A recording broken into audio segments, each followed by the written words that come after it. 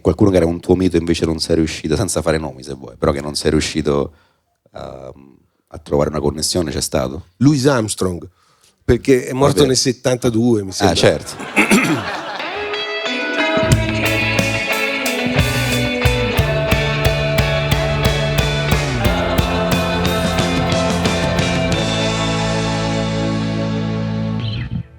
Buonasera a tutte, buonasera a tutti, benvenuti a una nuova puntata di Tintoria. Applauso. E vai. Qui con me un ragazzo bello persino in ocra. Sì. Stefano Rapone, come va? Abbastanza bene, sono sempre un po' malaticcio.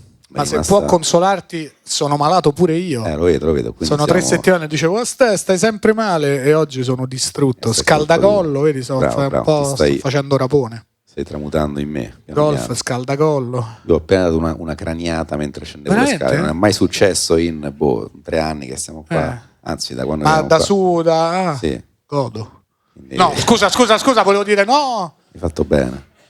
Quindi ho molto... Però non hai bozzico, ma dove? No, su? No. Cioè, su o qua? No, lì dove hai indicato prima. Ah, quindi non si vede? Sì. Okay. C'è del sangue probabilmente, ma si sta già coagulando. Vabbè, perfetto. Quindi va bene. E penso che per far passare questo dolore berrò dell'ottima birra del borgo con cui dimenticherò... Contro tutti i mali. Ora già sto meglio. Però contro tutti i mali forse era già lo slogan di un altro alcolico. Vabbè, comunque birra del borgo. Già sento le piastrine che stanno lavorando. Contro ogni trauma cranico. Certo. Buonissima. Bene, tu quindi sei malato? Io sono cioè sì, ho il naso che cola. Tra l'altro ho detto mi porto il pacchetto. Ah, ok, l'ho portato il pacchetto di fazzoletti, non facciamo vedere la marca. Però sì, mi soffierò il naso spesso. Bene. Però sono contento, sei contento? Sì, dai. Io la puntata di oggi, devo dire, sono abbastanza curioso, gasato. Tra l'altro, vabbè, mi sono chiuso in una spirale di musica, di musicisti e mi sono un po' rivisto. Sono finito a rivedere la storia di Beethoven. Ah, grande, il mito lui, il cane, dici? No, l'altro Beethoven. Beethoven 2? No. Il cane con i figli, mi pare. Il musicista, no. Il musicista. C'è presente? No, non lo conosco lui. Conosco più la sua controparte canina. Strepitoso. Vabbè, però fa delle canzoni belle. Ha scritto delle belle canzoni? Sì. E lui praticamente a un certo punto è diventato sordo. Ah, vedi? No, il cane, sempre il musicista. Resta solo musicista. E è diventato sordo, lo sapevi? Ma tipo mezzo, cioè non da vecchissimo. A un certo punto presto è diventato sordo e si è chiuso dentro casa perché si vergognava di sta cosa, aveva paura che le persone lo giudicassero e si intaccasse la sua, si vergognava, la sua fama. Sì, perché diceva le persone mi giudicano che sono sordo e quindi si è chiuso dentro casa. No, è una brutta storia. Per fortuna c'era la sua musica che quindi insomma lo proteggeva comunque sia dalla... Ma fammi capire, cioè solitudine. Io se non mi intendo molto di musica, fammi un esempio per questa musica, in che modo lo proteggeva? Allora, un esempio mi chiedi? Sì, che possa capire chiunque in questa sala. Fai finta che la musica sia un software. Ok. E fai finta che Beethoven sia un pacchetto dati. Ok. Così è proprio facile, un esempio facile che puoi fare a un bambino delle elementari. Ecco, la musica lo proteggeva perché gli permetteva di stare chiuso dentro casa e facendosi compagnia con la musica e quindi di proteggersi dallo sguardo delle persone che l'avrebbero giudicato, questo sguardo che era a tutti gli effetti come se fosse un virus. Però la musica, come sappiamo, ti fa anche viaggiare col cuore, con la mente e ti permette di raggiungere con lo spirito qualsiasi parte del mondo. E poi la musica è anche il linguaggio universale, quindi arriva a tutti quanti, arriva questo suono cristallino, bello, pulito, veloce, non serve parlare la stessa lingua perché parliamo tutti quanti, ovunque siamo nel mondo, siamo connessi dal linguaggio della musica. Questo faceva la musica per Beethoven, capito? Fammi un esempio più specifico, che così non è ancora abbastanza chiaro. Mi mette in difficoltà. È come se la musica per Beethoven è come se fosse NordVPN, ecco. Certo, mo è chiaro. Certo, infatti si dice che in realtà il titolo originale di per Elisa, di Fu Elise, fosse nordvpn.com/tintoria. Sì, perché lui proprio una volta con la musica l'ha fatto viaggiare, ha visto che c'era uno sconto clamoroso su questo link, ha detto Vas? Vabbè, adesso hai capito, non ci poteva credere. Che storie interessanti che si imparano ogni volta qui a Tintoria. E certo, Chiara, oggi se ci fosse oggi Beethoven non avrebbe questo problema, perché potrebbe comprarsi un pratico apparecchio acustico. Però sono difficili da far funzionare. No, è facilmente azionabile. Ah sì? Come si azionano gli apparecchi? È un gesto molto, molto semplice. Per azionarlo alla fine basta un click. Perfetto. Ale. E anche questa sera ce l'abbiamo fatta. Senti, ma non è certo grazie ai cani San Bernardo attori se siamo arrivati a fare tutte queste puntate. E anche grazie ai nostri anticorpi. Sicuramente non è grazie ai nostri anticorpi, deve essere grazie agli ospiti straordinari che abbiamo una fortuna di invitare ogni volta, quindi senza ulteriori indugi chiamo sul palco l'ospite di questa puntata. Signore e signori, solo per voi Stefano Bollani.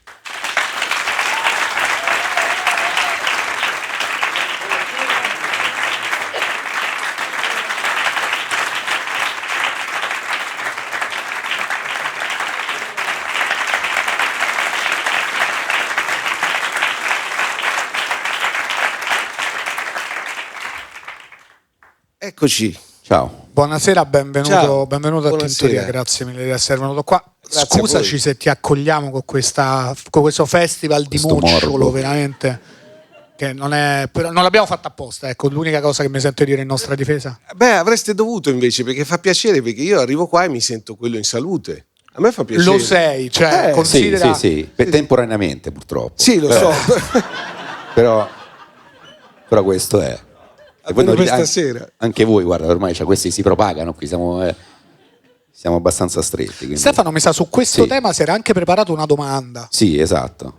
Come stai? Bene, grazie. E voi? Va bene. Ecco. Guarda che tempismo perfetto che c'è. Bravo. Posso bere, vero? Devi, certo, quello ho dato per scontato che fosse per quello che sta bene. Certo. È giusto. È il vino del borgo. Sì. Non è un vinaccio di città, si sente che è un vino particolare. Un vino del borgo. Stefano mi sa si era preparato anche un'altra domanda. Sì. La faccio tutta così sta puntata. Qui trattengono starnuto e faccio vedi che Stefano. E che hai fatto oggi?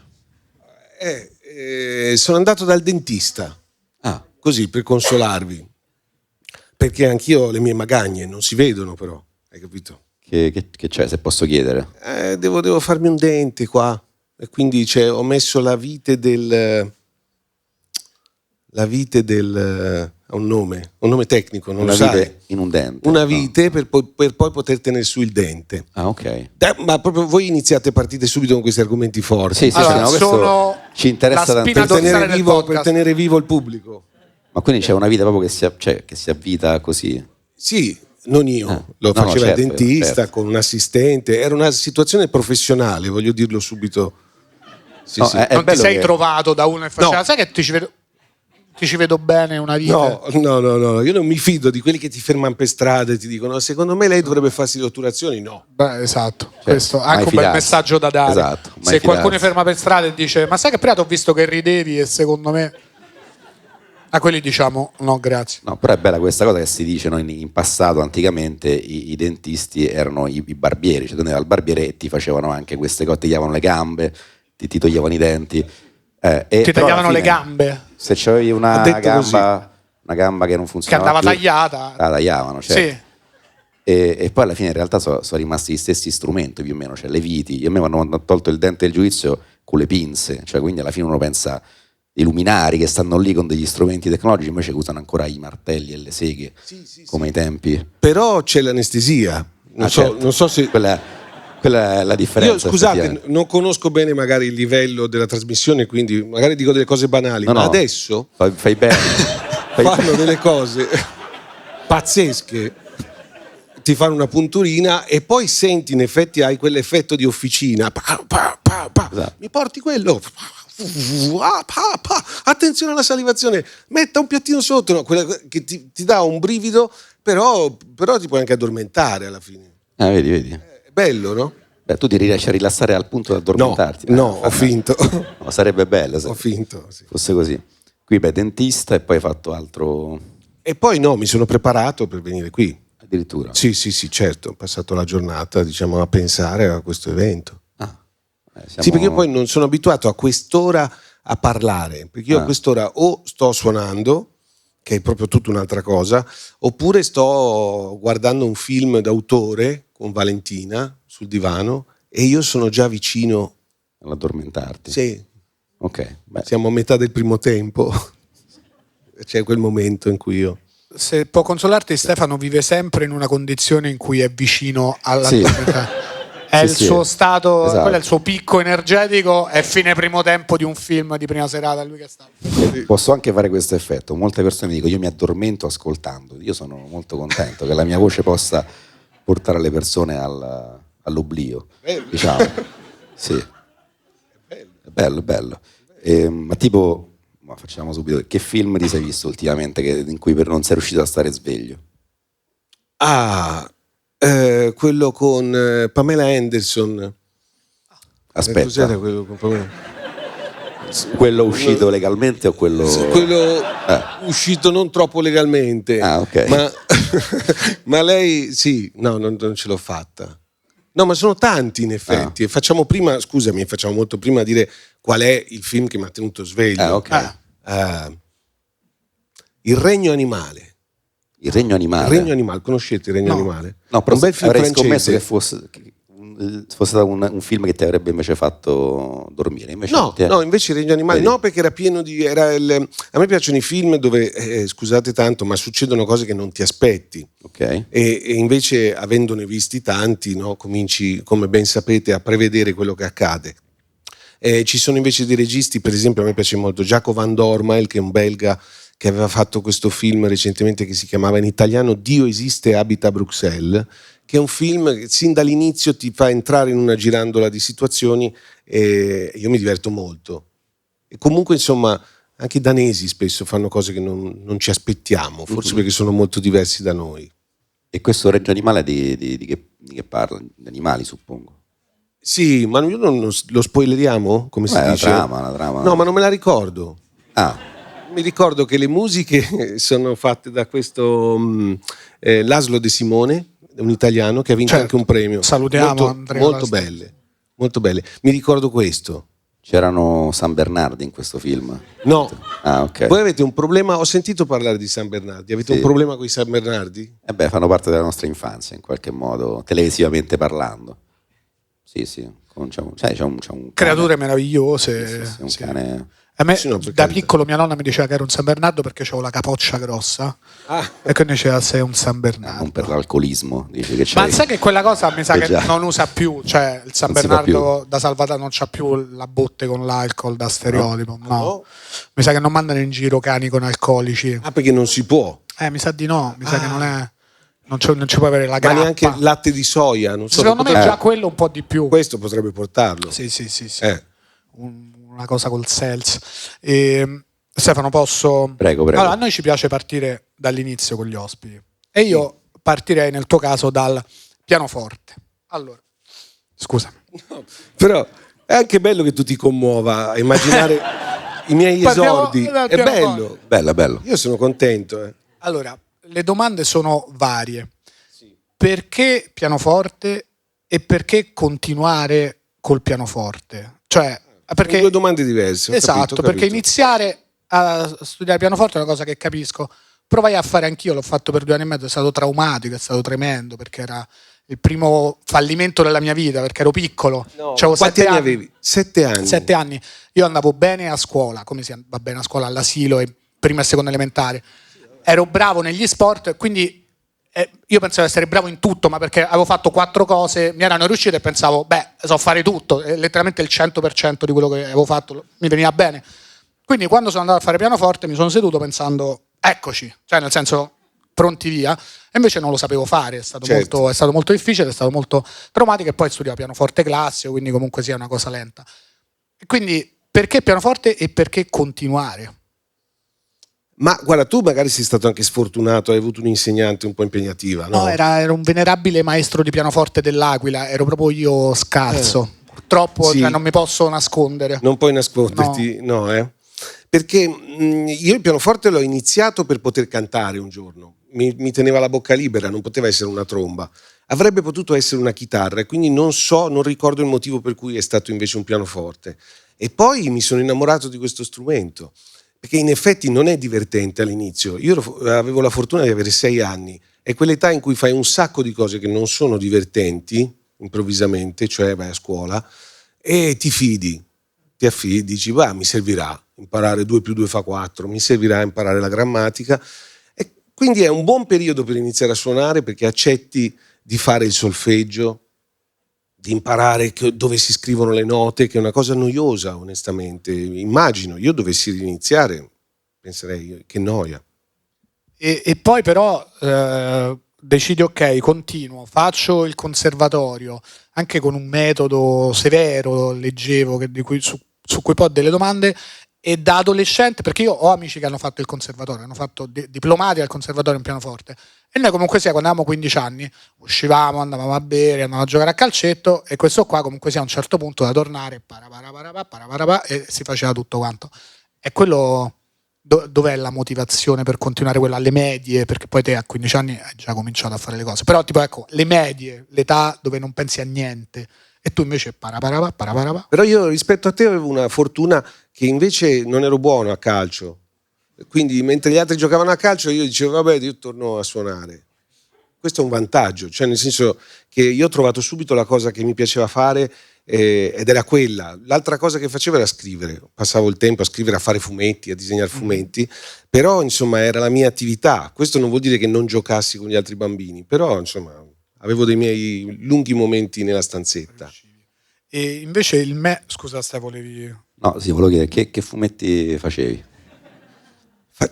Io disegnavo e disegno malissimo, però avevo inventato dei mostri, si chiamavano Monsters, ed erano tutti molto brutti, perché io disegnavo molto male le cose e quindi ne approfittavo e li facevo diventare dei personaggi, questi orrori che facevo, e poi ogni volta che li ridisegnavo erano diversi, naturalmente. E quindi spesso ci dovevo scrivere sotto il nome del personaggio, perché sennò non si capiva come continuava la storia, perché era differente. E sono personaggi che ti sei portato avanti tanto tempo o erano tipo one shot? Ho scritto tanti quaderni, delle serie, perché erano comics, erano tutte strip, cioè erano tutte con la battuta finale, perché io ero innamorato di Charlie Brown, di Mafalda, Andy Capp, Tommy Walk, qualsiasi cosa, insomma, che fosse una striscia. Ti ricordi i nomi di qualche personaggio che hai creato? No, me ne ricordo altri 2 che erano un cowboy e un pelle rossa. Sai perché? Me li ricordo perché si chiamavano il cowboy e il pelle rossa. Vabbè, dai, facile da ricordare, effettivamente. Era pensata già per il pubblico, senti, perché se lo ricordassero. Ma e adesso leggi ancora fumetti oppure è una cosa che hai abbandonato? Sì, leggo Leo Ortolani tantissimo, qui sono amico, salutiamo. Noi salutiamo sempre tutti? No, anche lui è venuto quasi ospite, quasi tutti. Quelli che stimiamo. Per ora ho notato che abbiamo salutato tutti. Sì, però al 100%. Quelli simpatici. Per ora al 100%. Poi mi piace moltissimo Pearls Before Swine. In Italia veniva tradotta Perle ai porci di Stefan Pastis. Ma tu sei appassionato di fumetti, sì. Stefano? E allora dimmi, e tu? Io principalmente manga, diciamo. I manga? Adesso sì, anche quando ero adolescente, però pure quelli italiani, tipo Lupo Alberto, Cattivic, questi qui. Non so se tu li hai già coperti, forse eri già grande, no? No, Silver, lo leggevo tanto, sì. Ok. Tanto. E poi tu sei anche stato paperizzato, abbiamo letto. Hanno fatto un papero amico di Paperino che suona il piano e si chiama Paperefano Bolletta, perché non gli vanno benissimo le cose, suona insomma quando può. Beh, molto bello. È bello. No, infatti è una consacrazione, quando volete potete farci anche no.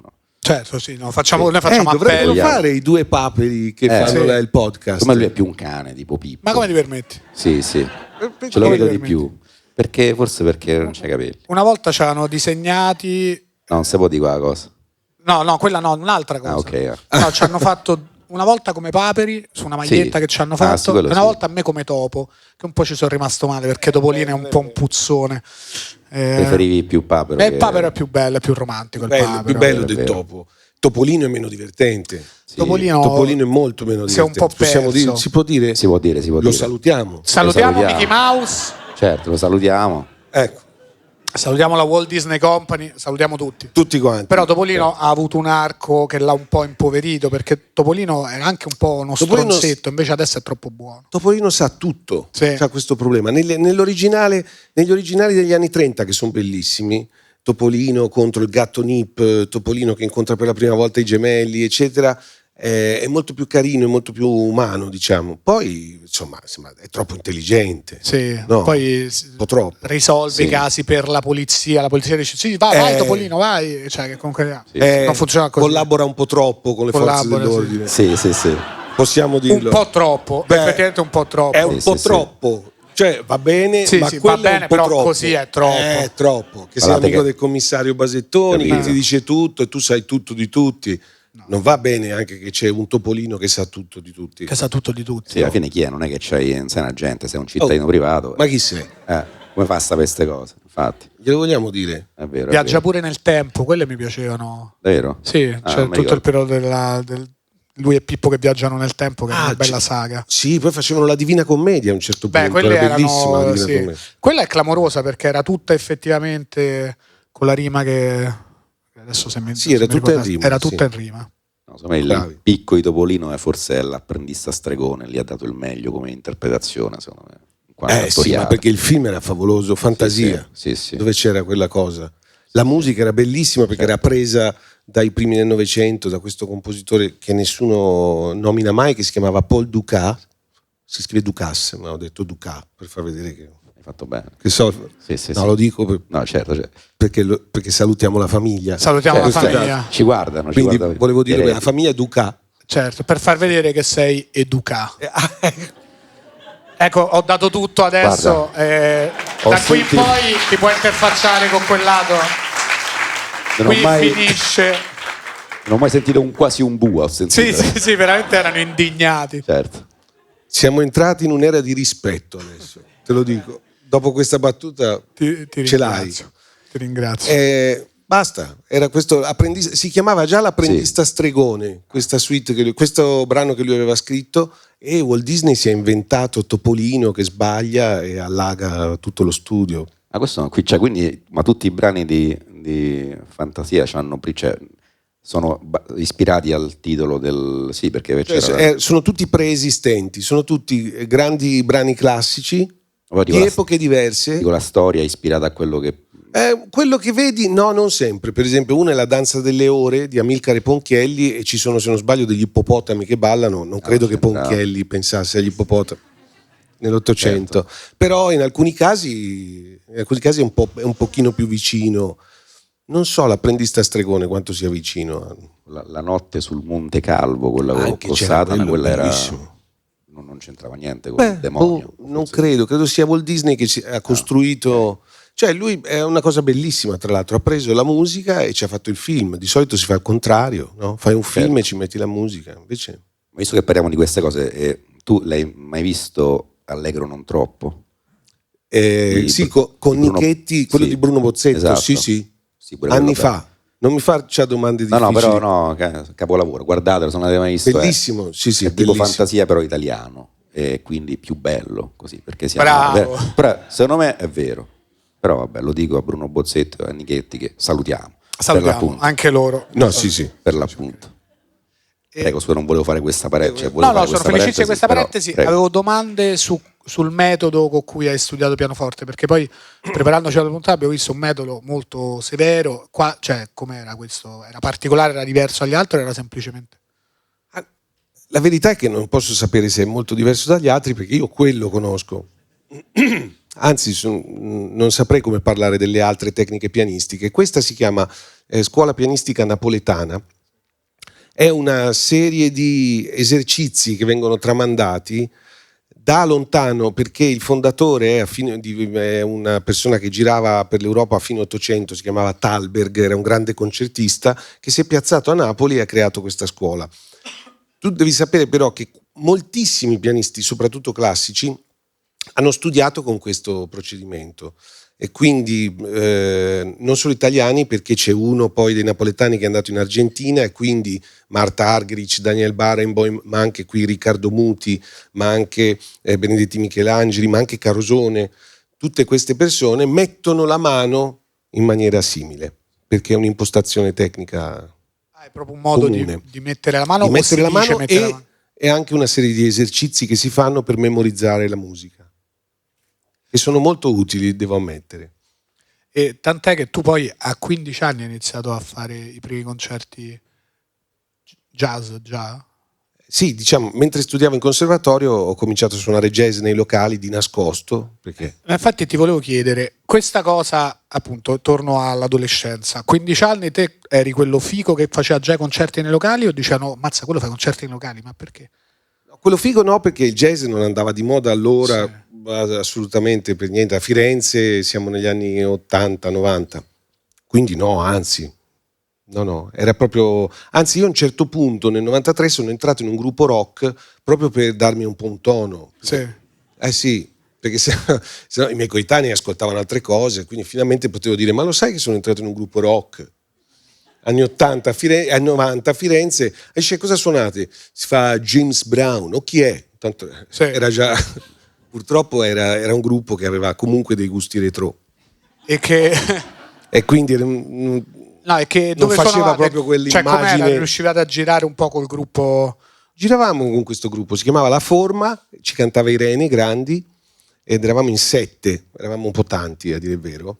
Facevamo anche dei pezzi nostri in italiano, e poi James Brown, gli Sting, gli Eurythmics, eccetera. Facevamo un sacco di la sagra de cinghiale di Montelupo Fiorentino. Certo. E via, questo tipo di cose, questo ambito. In questo ambito avevamo deciso di girare in questo ambito. Però la sagra di Montelupo Fiorentino, salutiamo gli amici di Montelupo Fiorentino, certo. Vero, che adesso fanno anche stand up comedy, diciamo. Sì. Ma c'è una domanda da profano vero, perché ultimamente ci hanno detto che si dice jazz, poi tu avrai detto jazz, come si dice? Diciamo una volta per non tutti. si sa. Non si sa. Crollano le certezze delle persone. Maestro, tutta la vita a dire jazz. Poi si può di tutto. Non si sa, anch'io ogni tanto rischio di dire jazz, però dico più spezzo dico jazz. Ma anche tipo mi all'estero. Sembra suoni meglio. Viene spontaneo perché all'estero dicono jazz, sì. Dicono è jazz. Difficile sentire jazz. Non mi viene in mente chi è che dice jazz, in effetti. Renzo Arbore dice jazz. Però posso dire, io Renzo le ho sentito questa seguente frase una volta in un'intervista: noi qui a Umbria Jazz facciamo moltissimo jazz.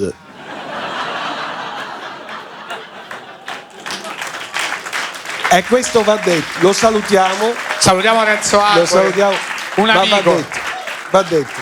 Cioè, evidentemente c'è una scioltezza nell'utilizzo del termine, no? Certo. A seconda di se lo abbini a Umbria suona meglio jazz. Sì, Umbria devi dire Umbria Jazz. Umbria Jazz, certo. Suona meglio. Quindi va bene tutto, va bene in entrambi i casi. Sì, sì, puoi dirlo, cioè nessuno ti bacchetta. Poi i jazzisti non dovrebbero bacchettare mai nessuno, perché è una musica libera, insomma, dai. Ok, ora non possiamo ignorare il fatto che tu hai appena fatto un'imitazione perfetta di Renzo Arbore. Chi altro sai fare? Chi so fare? No, di solito faccio i cantanti, faccio Paolo Conte, ma li faccio in azione. A parlare, no, io ho capito che potevo fare le imitazioni perché un giorno una persona mi ha detto: ma stai imitando Johnny Dorelli? E non me ne ero accorto, e quindi mi sono accorto che ho questa propensione. Io tutte le imitazioni che faccio, per me, prima di tutto faccio Johnny Dorelli che imita Renzo Arbore. Devo fare questo passaggio, perché per me io naturalmente parlerei così. Carissimi, è un grande piacere essere qui con voi stasera. Bravi, siete bravi, simpatici, divertenti. Bravo, mi piace un sacco, mi piaci tantissimo, mi piace, bravo. E poi canterebbe, però non è il caso adesso. Fa my love in Portofino, perché nei sogni credo ancora. È uno strano gioco del destino. Portofino mi ha preso il cuore. Bellissimo. devo dire. Posso raccontare una cosa? Una volta nel 2007 al Festival di Sanremo Johnny è in gara e mi invita, non ci conoscevamo, mi invita a fare l'ospite, quindi a suonare con lui. Io ero felicissimo, in più potevo finalmente anche fare l'imitazione proprio in faccia. Gliel'ho fatta la sera a cena e quindi lui ha detto allora facciamo una cosa, domani sul palco quando entriamo a un certo punto io mi siedo al pianoforte e tu canti con la mia voce, invece io suono il piano. Ah, bellissimo, facciamo la gag, fantastico. E invece non l'abbiamo fatta perché Baudo ce l'ha giocata, cioè ha fatto entrare prima me e mi ha fatto fare l'imitazione di Johnny. E io ho fatto il possibile, c'è il video in cui io faccio il possibile, ma aspettiamo Johnny. No, fammela ora, fammi sentire. Lui non lo deve sapere. Così. E infatti Johnny è entrato un po' storto perché ci aveva rovinato la gag, capito? Quindi Johnny è stato costretto a entrare e fare a me. Tipo, Che non era proprio quello. No, peccato. Pensa Sì. che aneddoto pazzesco che vi ho raccontato. No, è bellissimo. Ma è un po' cambiata la serata. No, è stupendo. È la gag non riuscita bruciata da Baudo che noi comunque salutiamo. Ah, scusa. Salutiamo. Certo. E salutiamo Johnny, che avevamo dimenticato di salutare Johnny. Ma ci hanno detto anche che sai fare un ottimo Giovanotti. Sì. Così. Cosa vuoi sapere? Fai una... Giovanotti recente, però aspetta, perché io lo facevo, io ci suonavo insieme a Giovanotti e quindi mi viene da farlo come era nel 95, nel lontano 95. Invece il Giovanotti recente è proprio sempre così. Ragazzi, qui ad Ancona c'è un'energia pazzesca, veramente una cosa incredibile. Una cosa incredibile che sta succedendo qua ad Ancona è che si crea questa forza, che è la forza di tutti voi che qua ad Ancona, eccetera, eccetera. Può andare? È una cosa del genere. Bella. No? Grazie. Qui sai anche cantare con la voce, sai anche... Avevo scritto una canzone per lui. Devi sapere, io suonavo con lui, allora a un certo punto avevo scritto dei falsi per tutti, Conte, Branduardi, Battiato, li stavo facendo sentire al gruppo, ma lui non c'era, ho fatto sentire anche quella sua. Poi lui è arrivato, cosa sta succedendo ragazzi? C'è qua Bollani, io avevo 22 anni, c'è qua Bollani che ci sta intrattenendo, sta facendo dei pezzi, c'è Saturnino, sta facendo dei pezzi, fagli sentire quella di Battiato. E io già un po' sudavo perché dicevo prima o poi mi chiedono quella di Giovanotti, però faccio quella di Battiato e lui si diverte. Forte questa cosa. Faccio quella di Paolo Conte. Dai, fai. Ma ascolta, ma non ne hai scritta una su di me invece? C'avevo tutto il gruppo che mi guardava, sai, era il mio battesimo, io ero appena entrato nel gruppo, quindi mi guardavano tutti, vediamo cosa fai. Ho detto sì, l'ho scritta. Dai, fammela sentire allora. E la faccio. L'inizio era tipo... siamo i giorni del 2000 con la chitarra sulla spalla, con un sogno nel cassetto e il tumulto dentro al letto. C'è chi dice che è colpa nostra se la tele ci ha plagiato e i governi durano meno di un funky di James Brown. Poi partiva, gliel'ho fatta tutta e lui alla fine è rimasto così.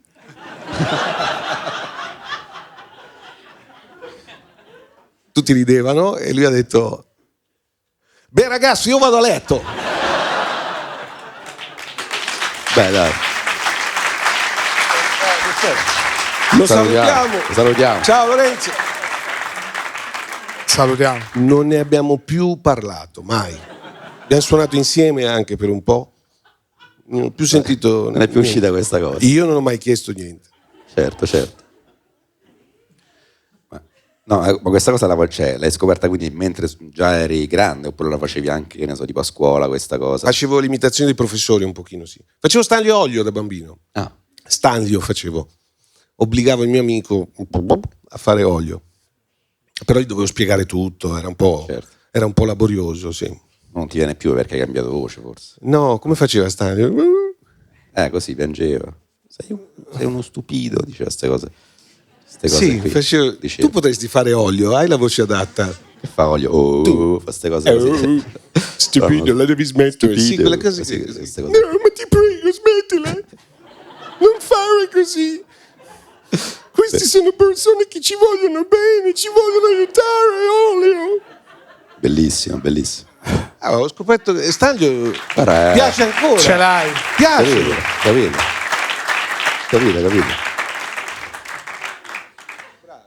Molto bello. Quando hai iniziato a suonare con Jovanotti, hai suonato con Irene Grandi, che prima non abbiamo salutato, ma salutiamola, che è anche già stata ospite del podcast, quindi Irene è proprio una sorella. Quindi fai il passaggio, cioè comunque fai il turnista con cantanti pop.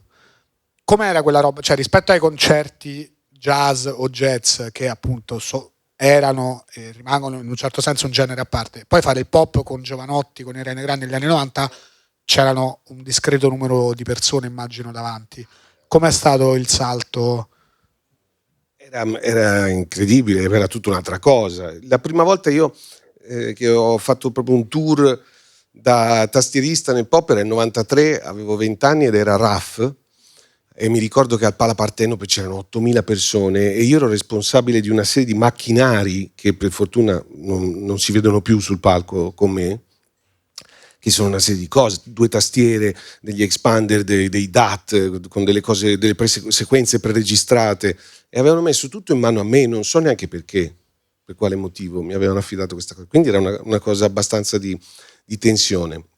Abbiamo fatto una data una volta dove mi è partito il DAT a metà brano, è partito, sono partite anche le luci, c'era il silenzio, doveva partire il brano e si è sentito sono anche partite le luci in automatico e poi c'è stato questo attimo, il pubblico, sai, all'epoca però insomma ogni tanto combinavo queste cose qua. Sì, non era facile. Però era divertente stare in tour. No. No, perché c'era così tanta responsabilità e poi in realtà c'era da suonare, ma come immagini da suonare sempre le stesse cose. Io un po' mi divertivo, un po' relativamente, sia con Raf che con Lorenzo, per fortuna c'erano degli spazi di improvvisazione. Però per me erano sempre troppo pochi, nel senso che poi ascoltare la stessa musica tutte le sere ed è la musica che stai facendo, per me purtroppo non è gradevole. Per altri sì, anzi chi fa il mestiere di cantante pop deve scendere a patti col fatto che tutte le sere, se ha avuto un grande successo, lo deve riproporre. Per tutta la vita. E purtroppo, specialmente ultimamente, c'è la tendenza, lo deve riproporre uguale a come era sul disco, perché ha paura forse che il pubblico non lo riconosca o non lo senta subito. E quindi è un bel problema. Sì, che ora il pubblico lo vuole cantare, quindi non è che puoi cambiargli troppo la tonalità, cambiargli l'arrangiamento. Però peccato. Invece un po' di coraggio ci vuole. Quando sono andato a vedere Bob Dylan nel 2009, quindi parliamo già di tanto tempo fa, lui faceva le canzoni a modo suo, tant'è che poi finita la canzone aveva dire quella era Blowing in the Wind e tutti ma come era Blowing in the Wind? Era quella, nessuno l'ha riconosciuta. Ve la siete persa? No Bob, ma almeno quella faccela dritta. Niente. Tutte le canzoni tutte a fare aspetta che ha detto Cannonball, allora è quella, ti dico che è quella, tutto così. Però, poverino, però lui è tutta la vita che ascolta Bob Dylan. Never Ending Tour, se non le fa più sempre uguali si fa dei coglioni infiniti. Povero, bisogna capirlo. Ma su vai. No, vai tu. Chi vuoi? Io vado io, lui. Vai tu. Scegli tu, chi vuoi? Vai tu. Io. Ok, no, c'è una domanda perché avrei parlato di improvvisazione e mi faccio sempre domande da profano. Era la stessa domanda, vedi? Vedi? Ci siamo. Come fai a sapere che è la stessa domanda? Ormai ci capiamo così. Perché sì, hai detto una parola che ci ha triggerato. Perché non ci chiedevamo. Cioè, quando improvvisi da solo, vabbè, lo senti tu. Quando tu improvvisi con altre persone, come si capisce che cioè che c'è l'intesa, che funziona tutto per il meglio e ti è capitato che invece non ci fosse intesa e quindi hai rosicato, non lo so. L'esempio però è a portata di mano, perché noi qua stiamo improvvisando, usiamo una lingua che è quella italiana, non siamo proprio senza rete completamente, ma usiamo degli argomenti che tiri fuori a volte tu, a volte lui, io gioco in ribattuta, quindi sembriamo già un gruppo di jazz in cui ci sono per esempio 2 che guidano, virgolette, cioè propongono un tema e gli altri che tutti insieme lo elaborano. La differenza è che in una conversazione è evidente che c'è uno che sta parlando e gli altri due ascoltano, elaborano e magari risponderanno. Mentre nel gruppo jazz tutti stanno suonando contemporaneamente, quindi mentre ascoltano stanno anche suonando. E questa è una pratica che va acquisita perché, come immagini, tutti i ragazzini che iniziano magari suonano molto bene, ma purtroppo, siccome studiano sempre in camera da soli, rischiano di ascoltare solo se stessi. Quando ti trovi improvvisamente a suonare con qualcun altro ti accorgi che devi fare attenzione a un sacco di altre cose, oltre alla tua manualità. Tipo tu quando è che sai quando devi entrare, per esempio? Cioè, come te ne accorgi? Perché te lo lasciano fare oppure devi in genere far capire che vuoi entrare e fare la tua... È come fra me e te, io sto entrando, per esempio adesso sono entrato perché ho capito che la tua frase stava finendo. Okay. Oppure se voglio ti interrompo. Okay. Oppure se voglio ti interrompo di nuovo. Sì. Hai capito adesso? Certo. Se vuoi continuo. È bello, no, mi interessa. È solo che magari dall'esterno per loro è più chiaro che succede questa cosa perché stiamo parlando. Ma se stessimo suonando... Se fai il gesto lo capiremo solo noi. È più facile. Col gesto è più facile. Certo. Non lo devo fare, hai ragione. Certo. E ti è capitato quindi volte che magari hai trovato qualcuno che non ti lasciava spazio oppure non si creava questa alchimia? Sì, succede, a volte succede. Ma anche ora, ancora adesso? Però posso dire, succede, ma succede solo quella volta lì perché poi fai in modo di suonare con qualcun altro. Cioè, ci sono tanti musicisti al mondo con cui ti puoi trovare molto bene. Io mi trovo molto bene con un sacco di gente. Quando c'è uno che magari con cui non c'è un grande feeling, non importa, no? Vedersi tutti i giorni. Ok, c'è sempre però un tempo, non è che subito vi capisce, cioè un po' ci si studia, e poi come nelle conversazioni. Cioè, a dire il vero è un po' come con l'infatuazione, cioè è un po' evidente da subito se la cosa funziona. Ti faccio un esempio, io dovevo suonare, la prima volta che dovevo suonare con Chick Corea, per me era un'emozione fortissima, ma per mille motivi, perché l'ho studiato sin da bambino, ma anche perché non sapevamo cosa avremmo fatto. Abbiamo provato 10 minuti e poi da lì in poi abbiamo fatto un tour insieme, non abbiamo mai più provato. 10 minuti, perché immediatamente abbiamo capito che il codice era molto simile, che non c'era bisogno di troppe strutture e quindi improvvisavamo liberamente. E qualcuno invece che era troppo simile, per cui cioè è un rischio essere troppo simile a volte, che magari non ti riesci... Guarda, io molto simile a me ho incontrato un pianista finlandese che si chiama Iiro Rantala, che però è molto simile in alcune cose, in altre no, quindi mi sorprende sempre. Quindi c'è una base comune per cui ci capiamo anche molto, però poi c'è sempre un canale invece dove lui fa qualcosa di inaspettato. E qualcuno che era un tuo mito invece non sei riuscito, senza fare nomi se vuoi, però che non sei riuscito a trovare una connessione, c'è stato? Louis Armstrong, perché è morto nel 72, mi sembra. Certo. Era difficile, infatti. Certo. Qui è stata, non sono riuscito ancora. Però chi lo sa? Chi lo sa? Come diceva lui, when the saints go marching in, quando i santi vanno marciando, magari un duetto ci scappa. Speriamo. Stefano, ti lascio anche la prossima domanda. No. Wow, dove vai? Così. Vabbè, giusto, non si chiede, scusa. Prego. Vabbè. Il trucco. Mi sono perso. Vabbè, e quindi hai cominciato a fare... Quando è che c'è un momento in cui tu pensi che hai capito ho svoltato, cioè sono arrivato, sono un musicista riconosciuto di successo, c'è stato un momento in cui hai detto posso campare e anche bene di questa vita e c'ho un riconoscimento mondiale? No. No. Vai con un'altra domanda. No, nel senso che io a 15 anni suonavo nei locali, a 20 anni ero in tournée con Raff, a 23 ho conosciuto Enrico Rava, io ero sempre felice, mi sembrava assolutamente, anzi mi sembrava di precorrere le tappe, quindi ero molto contento di come andava, sono sempre stato felice e non ho mai pensato che avrei fatto un altro mestiere, neanche un momento, anche da bambino l'alternativa era fare l'attore, lo scrittore, il presentatore in TV, queste erano le alternative. E poi hai fatto quasi tutto. Sì. Alla fine, cioè, sì. Alla fine sei riuscito. Sei riuscito. E poi ho letto anche un'altra cosa, che tu mi sembra che hai una sorta di insofferenza per gli hotel, nel senso inteso come viaggiare tanto. è una cosa che ti pesa poi fare tour così spesso da musicista, oppure preferiresti startene, che ne so, in un posto fisso e suonare? Ma io da bambino, come si è capito, stavo nella cameretta, quindi se mi avessero detto che la vita del musicista era quella poi di andare negli hotel, prendere il treno, la macchina, gli alberghi eccetera, forse avrei fatto qualcos'altro, c'era il rischio, perché nessuno lo sapeva in famiglia come era la vita del musicista, nessuno poteva dirmi stai attento che dovrai sempre cambiare di città in città come i marinai, queste cose qua. Però quello che posso dirti è che adesso andando avanti con gli anni sto tornando bambino e quindi sì, sto volentieri più fermo, ecco, tutto qua. Perché ho viaggiato tanto, dai 15 anni ai 52 sono stato fermo poco.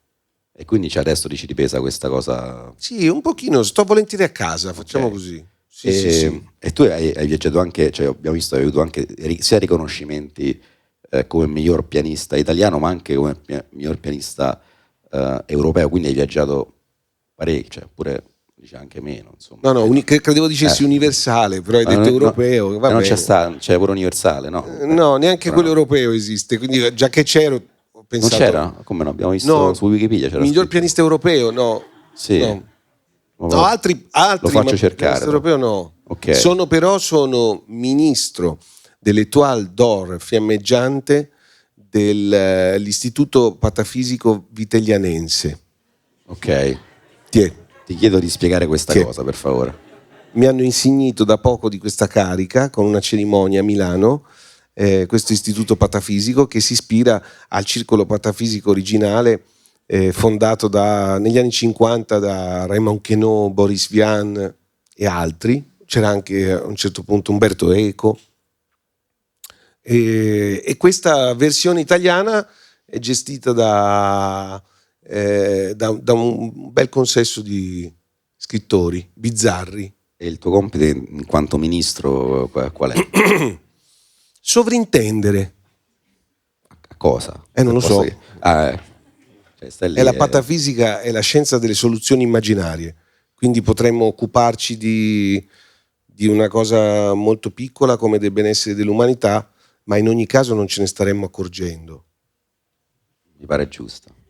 No, non ti pare giusto, non hai capito, non ho capito neanche io, non puoi aver capito. Certo. Era un tranello, comunque va bene. Visto perché hai fatto il gesto, quindi stavi entrando. Che mi sono arrivato su... È un ministro.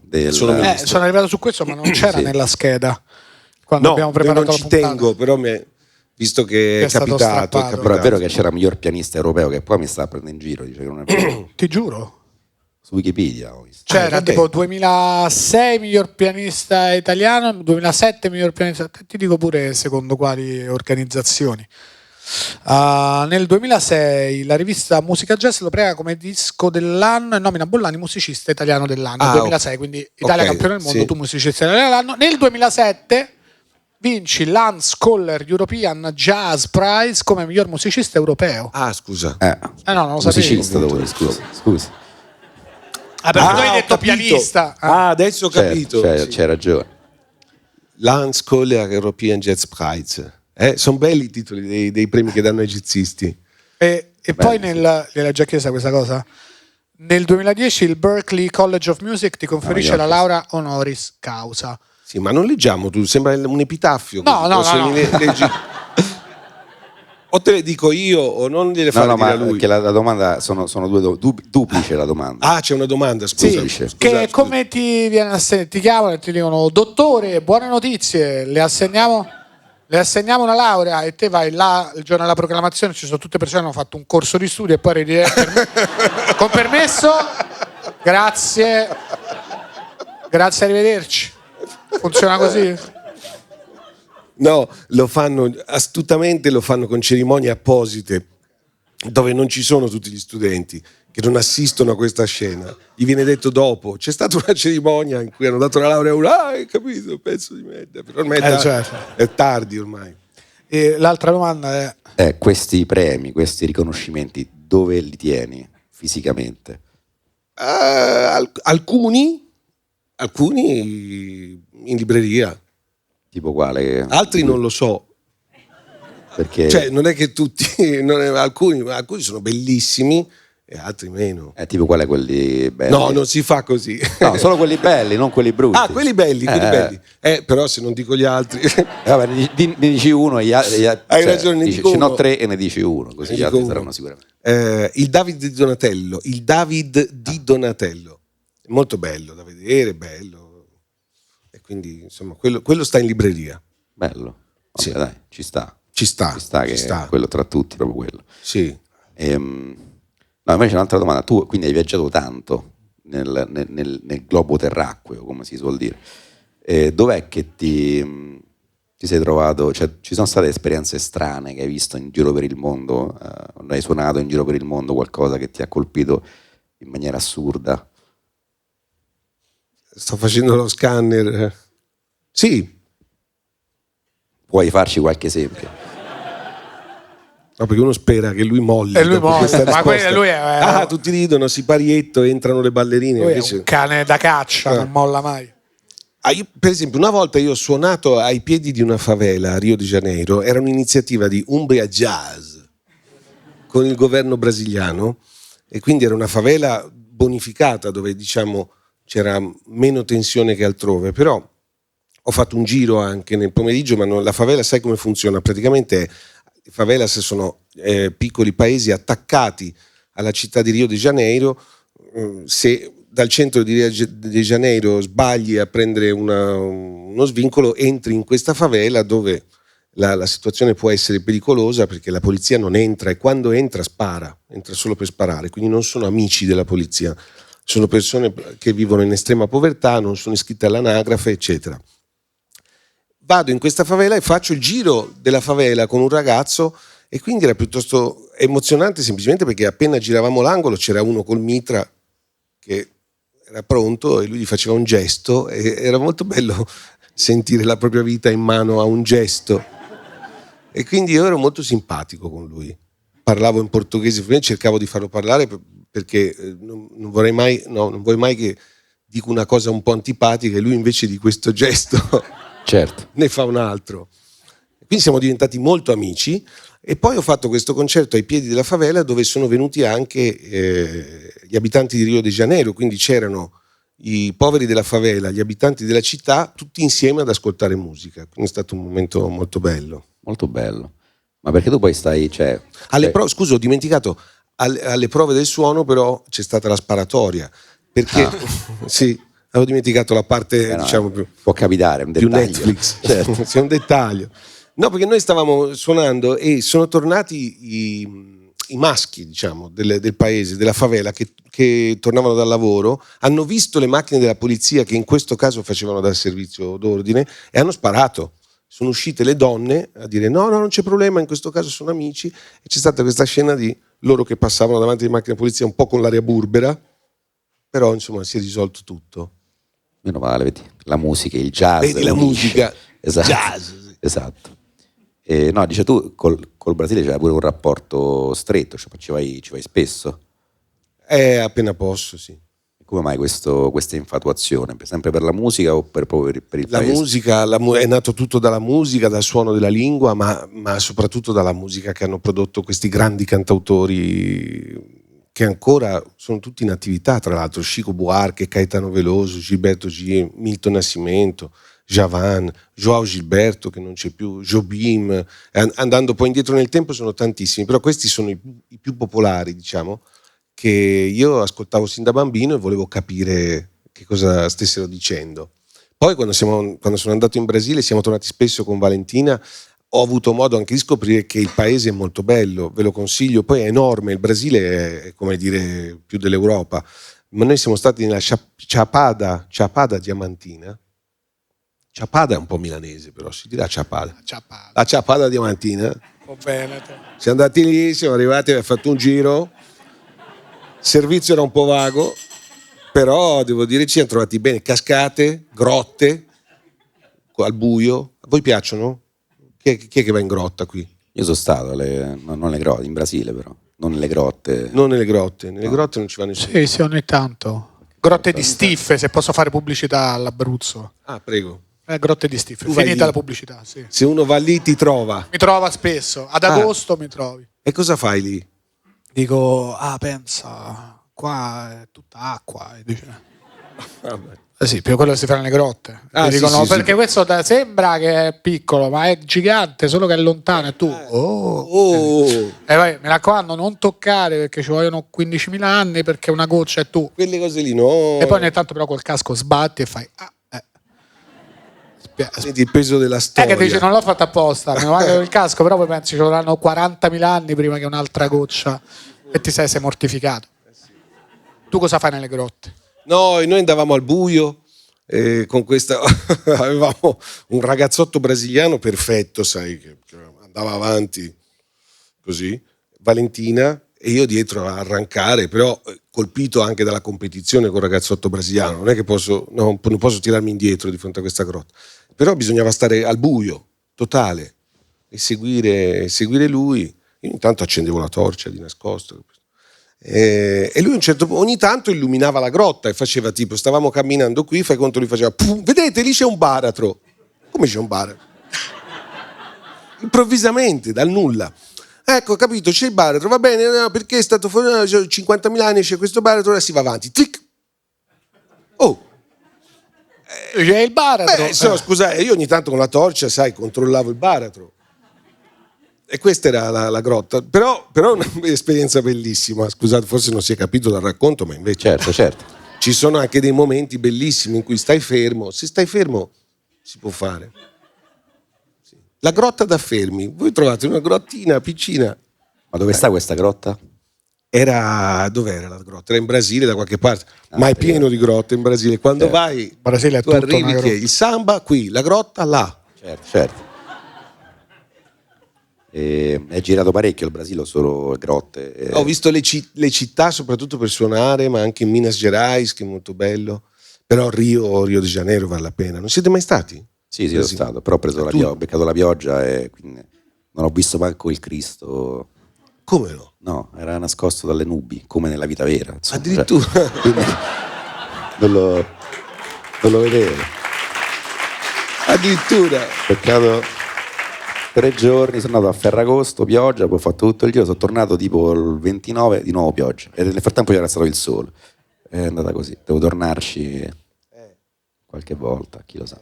Sì. Ma no, in agosto infatti non è la stagione. No, ma il resto del Brasile era perfetto, è solo Rio che era. Ah, è solo Rio? Sì. Che dobbiamo fare?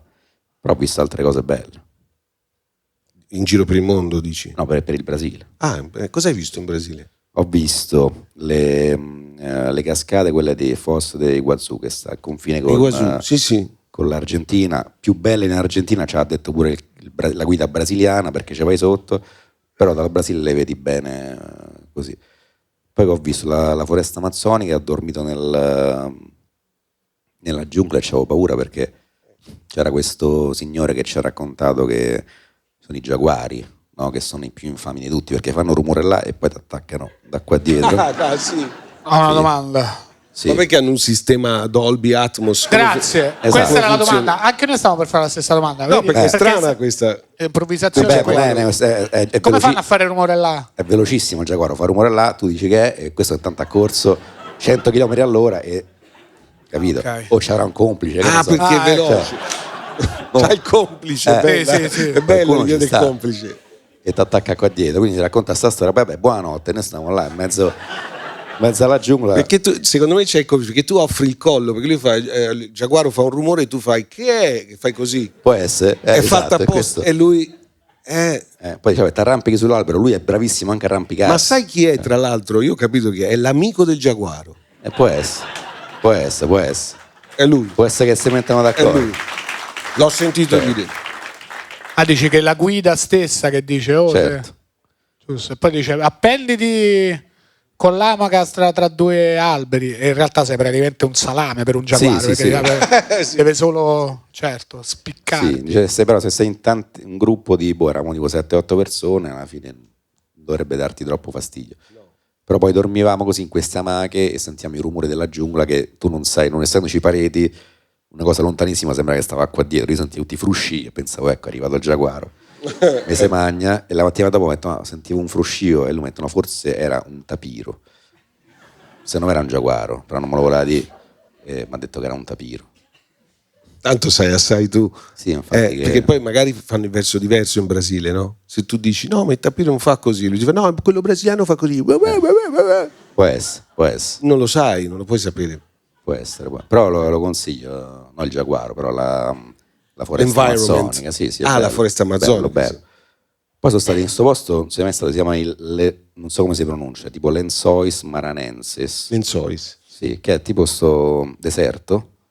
C'è stato un deserto tipo lunghissimo con delle pozze d'acqua giganti, tipo laghi, che si formano con la pioggia, con l'acqua piovana. Qui durano 2 mesi, però sono dei laghi giganti in mezzo al deserto e poi evaporano dopo 2 mesi. E quello è bellissimo, perché sembra di stare sulla Luna, però ci stanno queste pozze. E quindi se ti capita vacci. Noi siamo stati in posti simili dove sembra di essere in Star Trek. La Luna come la immagini Star Trek, anche i colori, no? Anche lì, sempre in Brasile, sì, c'erano dei posti così, crateri. No, bellissimo, infatti. Bello. E poi sono stato a Salvador, però lì, cioè è carino, però è sempre un po' pericoloso, mi sembra, girare per le città, no? Così ci hanno detto tutti, e infatti ogni tanto c'era qualche persona tossicodipendente che ti avvicinava e ti diceva e ti toccava qua e diceva devi fare un po' dei versi per... letteralmente versi, è molto bello. Sì. Magoronzo ero. Una gioventù deviata. Ma no, erano dei signori anche avanti con l'età probabilmente. Ok. Sì. Tu non c'hai avuto questa impressione, perché tutti ci hanno detto, che so, prendi Uber anche per fare 5 minuti di strada perché è pericoloso. A me è sempre andata bene, però non è che faccio testo, perché poi c'è sempre uno che dice sono stato in Brasile, ragazzi, è un casino. Come si giri vogliono soldi, devi stare attento ai portafoglio, perché se matto non ci torno più. E quindi non so. C'è tanti toscani che hanno avuto questa esperienza. Toscani. Sono spesso i toscani che hanno queste disavventure, facci caso. Guarda, adesso che l'hai detto è vero. Sono stato l'altro giorno, a Trento, anche in posti dove non è mai... ma alla fine c'era il costo dell'albergo, c'era 30 euro in più. Non si è capito come mai. Non si è capito, gliel'ho chiesto ma non si capiva, parlava solo tedesco e sta. Oh, siamo in Italia. Sì, di solito c'hanno... È vero. I toscani spesso io li riconosco in aereo, perché in aereo fanno queste cose tipo nel silenzio, no? Anche nella zona quella dove vedi che sono tutti signori, non gioventù deviata, proprio belli tranquilli. Poi c'è uno che finora non hanno mai parlato e poi fanno all'amico: guarda, si vede casa tua, guarda Piero, guarda, quella è la tua macchina, oh, c'è la tua moglie che esce, dove va, dove andrà? E si crea subito questa atmosfera in aereo di allegria per Piero e la sua casa. Spesso sono toscani, no? È vero, spesso sono. Io quasi sempre, quando fanno guarda lì. L'umorismo toscano, bello. È l'umorismo toscano, bello. Questo, sì, è vero. Sì. Prego, abbiamo parlato del Brasile, vuoi parlare? No, volevo parlare del libro. Bravo. Perché, allora, questo ho diverse domande. La prima domanda è proprio domanda... Tanto come si chiama intanto? Il tempo della stravaganza, Mondadori, lo facciamo vedere in camera. Questa, mi è arrivato, grazie, mi è arrivato ieri. È viola di tela, come mai è fatto in questo modo? È molto bello, è molto particolare. Come mai questa scelta? Sì, addirittura c'è la linguetta, sta attento che non si vede ora, ma c'è addirittura la linguetta, perché tutto nasce da un'intuizione di Valentina, mia moglie, Valentina Cenni, che in effetti... avendo letto il libro varie volte, ha pensato che fosse bello dargli una veste classica. Volevamo che fosse un classico, quindi essenziale, che avesse un'aria da tomo anche, no? Importante, quindi la linguetta perché lo consulti ogni tanto. Questo volevamo. Beh, complimenti perché come scelta, complimenti anche a Mondadori che l'ha realizzato. Allora, ringraziamo Mondadori, salutiamo. Io non mento mai all'ospite. Ringrazio molto il regalo, mi è arrivato ieri e quindi io chiaramente non l'ho letto, non posso mentirti e dire è meglio. Mi sentirei più in colpa a dire bellissimo senza averlo letto. Lo leggerò, ho iniziato a leggerlo ieri sera. È meglio, dai, tanto ne parlo con lui che l'ha letto. Esatto, no? parlare con Stefano. Bellissimo, dai. Io l'ho letto, mi è arrivato ieri e è un capolavoro. Mi diceva che gli ha cambiato la vita, quindi se vuoi... Gli ha cambiato la vita, sì. No, se vuoi comunque farmi delle domande. No, vorrei farti delle domande sul tempo, come mai il tempo della stravaganza e anche come mai questo simbolo. Va bene, però questo te lo può dire lui, che tanto mi sa che mi ha detto che questo simbolo se lo voleva tatuare, quindi ora me lo spiegherà lui. Il tempo della stravaganza è il nome che il narratore dà alla nostra epoca, diciamo.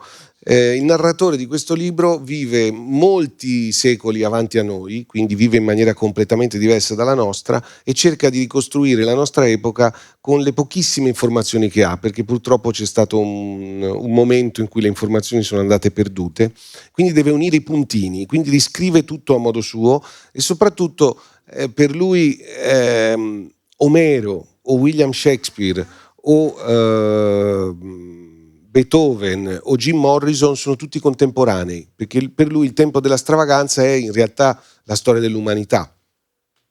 Piaciuto? Sembra un libro serissimo adesso, raccontato molto così. No, però perché ieri sera l'ho iniziato a leggere veramente, e quindi l'introduzione e la parte e anche i primi li chiamo capitoli, ma non so se sono definibili capitoli, comunque le prime parti già introducono questa cosa e che mi ha affascinato molto. Poi però appunto è andata avanti la giornata ed eccoci qua, quindi non ho potuto approfondire. No, poi lui ha a disposizione 14 reperti dell'epoca, cioè ha rintracciato queste 14 storie scritte da autore anonimo e quindi tenta di aiutare i lettori a capire di cosa parlano queste storie, quindi dà un'infarinatura generale su questo tempo, che bisogna tener conto di questo, che per lui è un tempo che è sempre stato definito primitivo.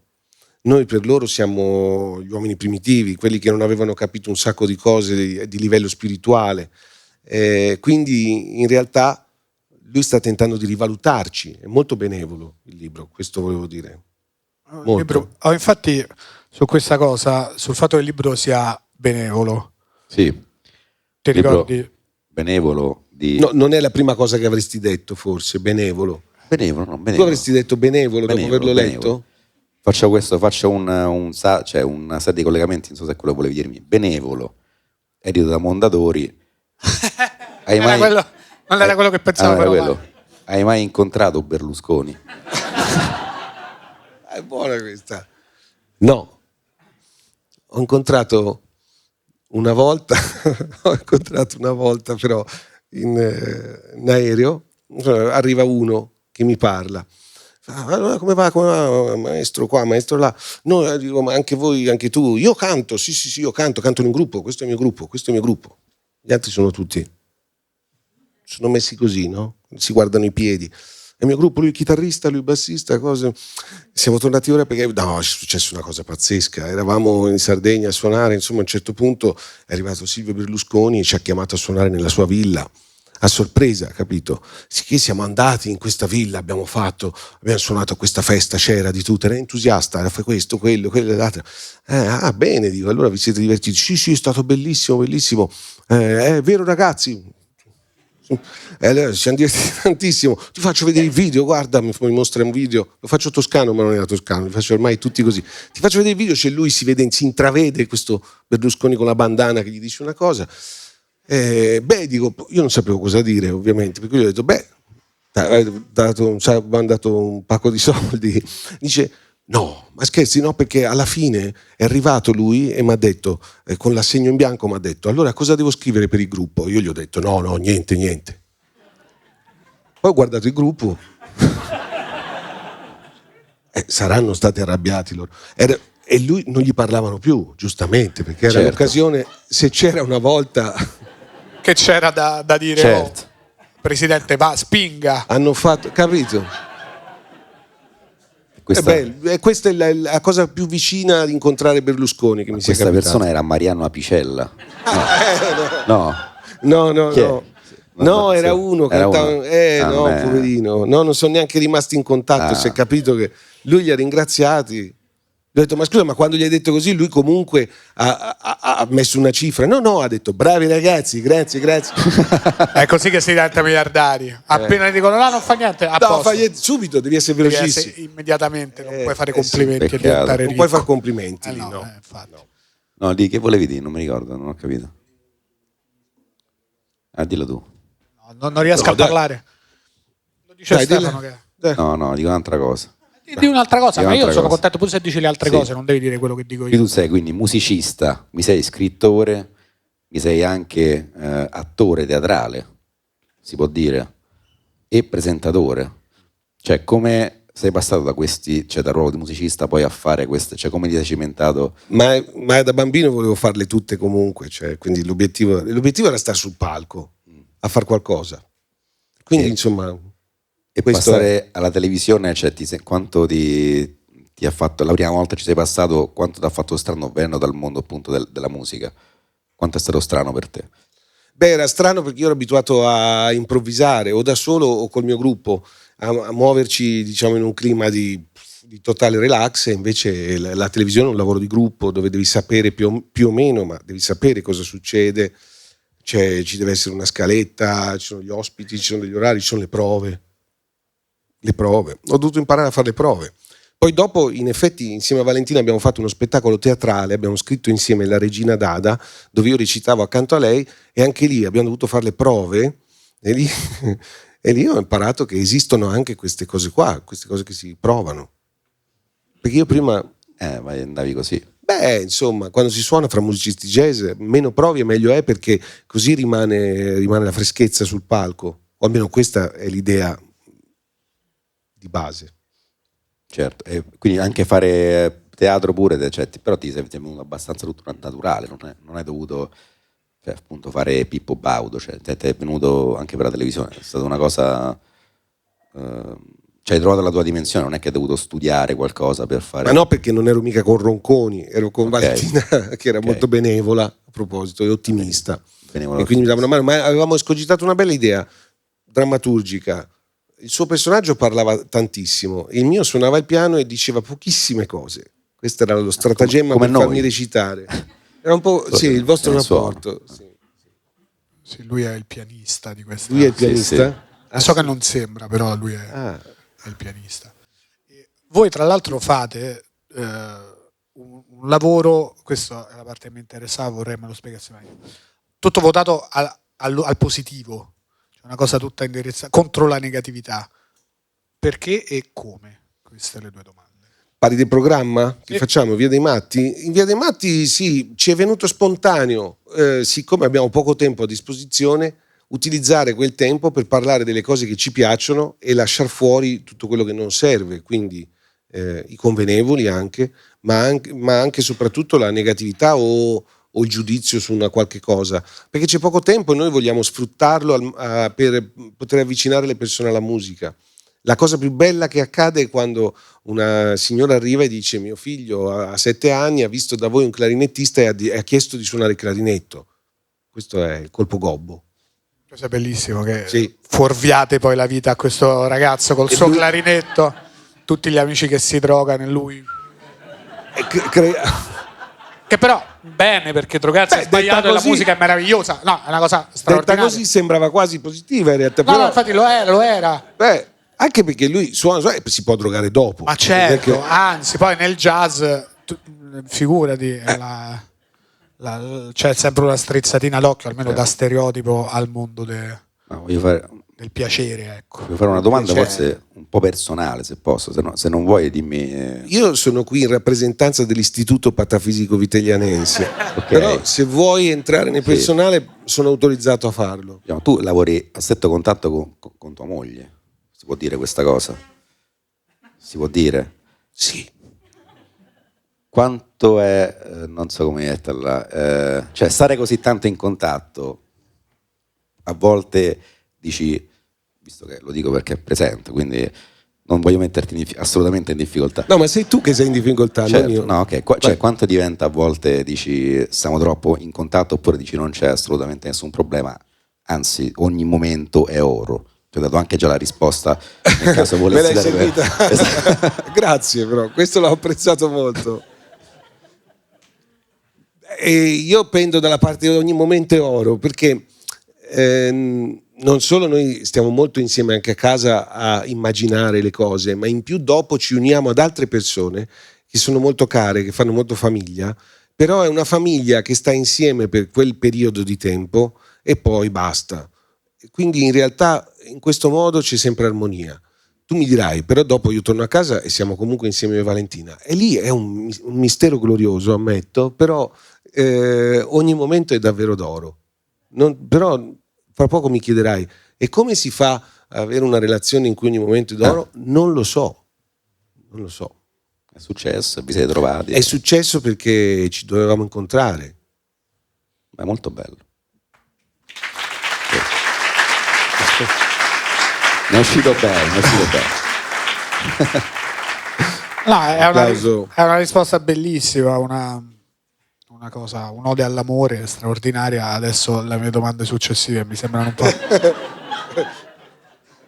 Perché nel mondo del jazz si dice che ci sia tanto, cioè comunque viene anche il jazz prima andava a braccetto con l'uso della droga, di varie droghe, e quindi una domanda che io faccio a tutti gli ospiti è, partendo dal basso, che rapporto hai, se ce l'hai, con la marijuana? Non ce l'ho perché purtroppo non l'ho portato, cioè nel senso, la volevi ora? No, non adesso. Ma hai detto se ce l'hai, ho capito. Io ho sentito solo se ce l'hai.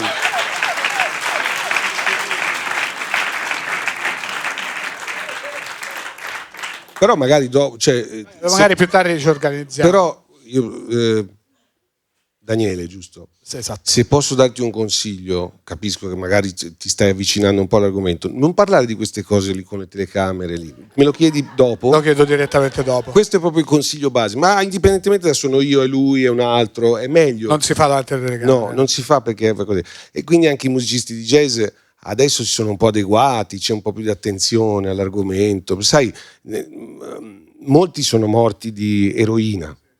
Ok, quindi non facciamo confusione, quindi sono morti di eroina, certo. Sono tanti, fra i musicisti jazz, fra i musicisti rock e anche fra un sacco di persone comuni, parliamoci chiaro, perché è molto facile fare l'equazione musicista drogato, ma la droga è ovunque, solo stasera purtroppo, come ti dicevo...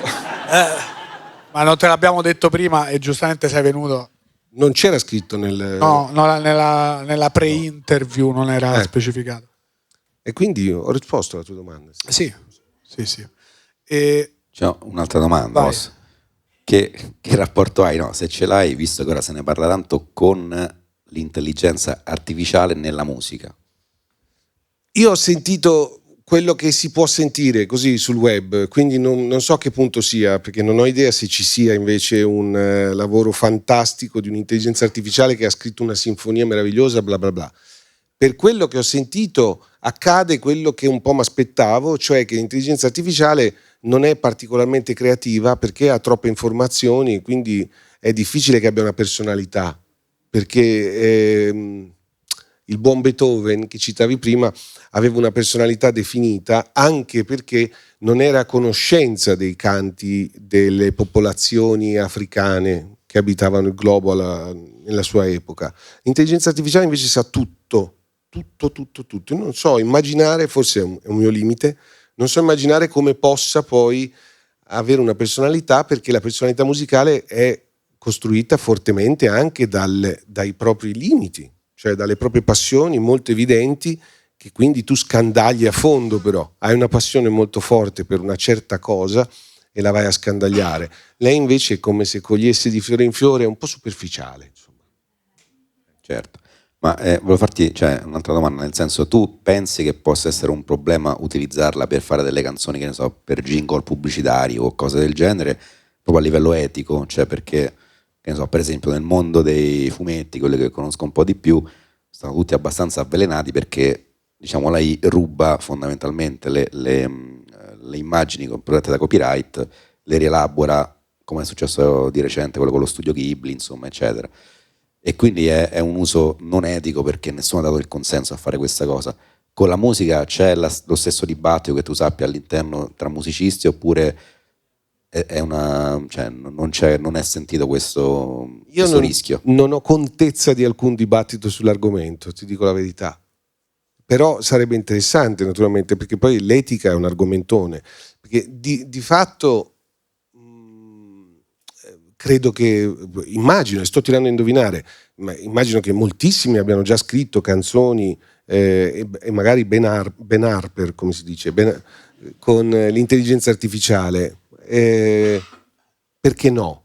Capisco che certi prodotti possano essere anche lavorati dall'intelligenza, il jingle pubblicitario, oppure no, la canzone che deve rispondere a certe esigenze e andare verso questo tipo di mercato, quindi la canzone scritta appositamente per coprire quella fetta di mercato, interessare quei giovani lì e usare quelle parole chiave, allora in effetti no? Sì, non lo so, però a dire vero non ho fonti certe, ma immagino che si scrivano già con l'intelligenza artificiale. Probabilmente cose. Sì, perché tu non hai paura che c'è, oppure non ti senti derubato. Aggredito.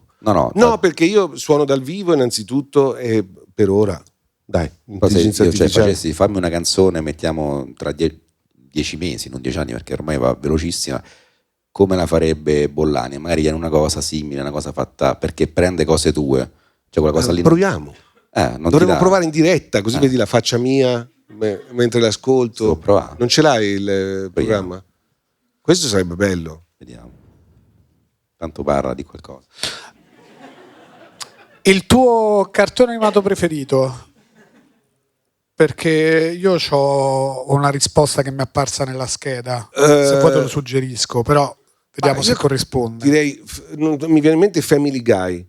Cioè i Griffin, certo. Ma anche Boondocks, che era una serie molto bella su due bambini afroamericani. E come mai proprio Family Guy? Perché noi abbiamo avuto un debate sul fatto che Family Guy a me piace moltissimo, mi ha fatto molto ridere.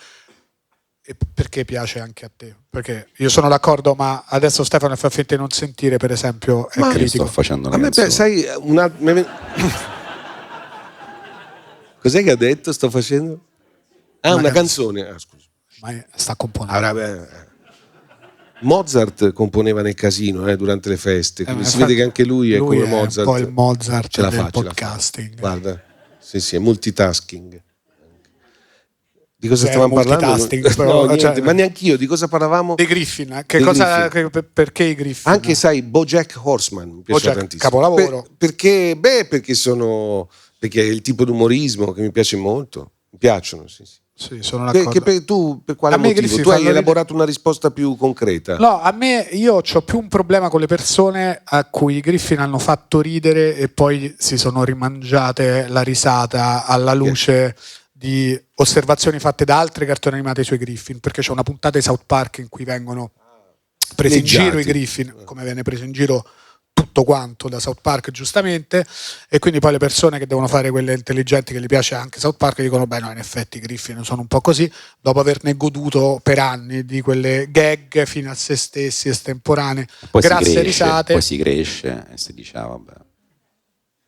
Poi si cresce e dice no, non ho riso per 10 anni, ora che ci penso. Poi basta. Sono grande, non ho riso per 10 anni, quindi sono contento che... Non sapevo di queste polemiche fra cartoni animati. Sì, polemiche poi sterili, perché insomma... No, poi ma se la vedi però cambi idea, perché comunque se la vedi può essere che ti piace di più South Park. Ma può essere che ti piace più South Park, non vuol dire che i Griffin non siano un bel cartone animato. Vuol dire, uno mangia le pere, se uno mangia le pere non può più mangiare le mele. No, puoi fare tutto. Fare tutto, però secondo me sono meno belli. A che punto sei lì con maestro, facci vedere un po'. Questa canzone si chiama Dancing Fingers. Dancing Fingers? Ma tu che cosa gli hai chiesto? Ho detto make a song in the style of Stefano Bollani. Vediamo che la descrizione è jazz, whimsical, improvisational, male vocals. Vediamo.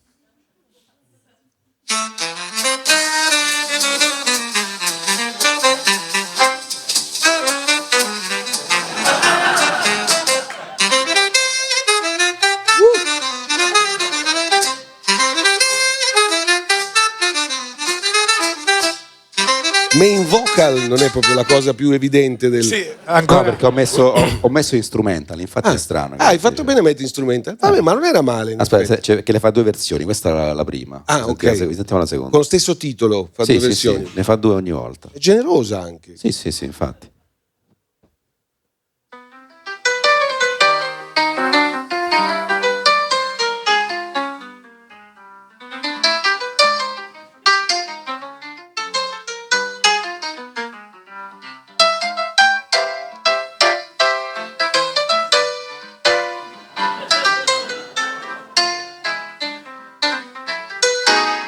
Riconosco il metodo napoletano.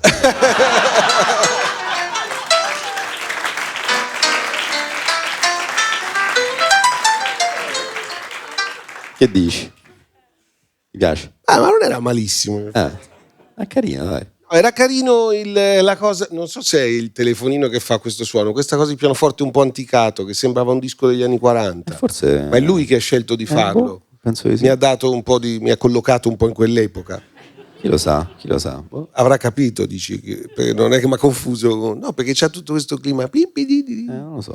Vabbè, comunque era carino. Carino. Alla fine dici... Ma per passare la serata. Sì, ci può stare. No, per passare una serata gli fai fare le canzoni, scrivi una nello stile di Giorgio Gaber. Lo fa, immagino. Penso che sì, lo faccio. Proviamo. Tanto di un'altra cosa. Tu... Sì, dimmi, caro. Allora, no, c'è una cosa che mi incuriosisce. Tu non ti sei abituato a suonare senza prima fare riscaldamento, cioè di solito prima il pianoforte si sale e poi si inizia il concerto. E tu non lo fai? Continui a non farlo? Cioè, Continui a non farlo? Bello. Sì, sono recidivo. Esatto. Allora, raramente tu hai un pianoforte in camerino.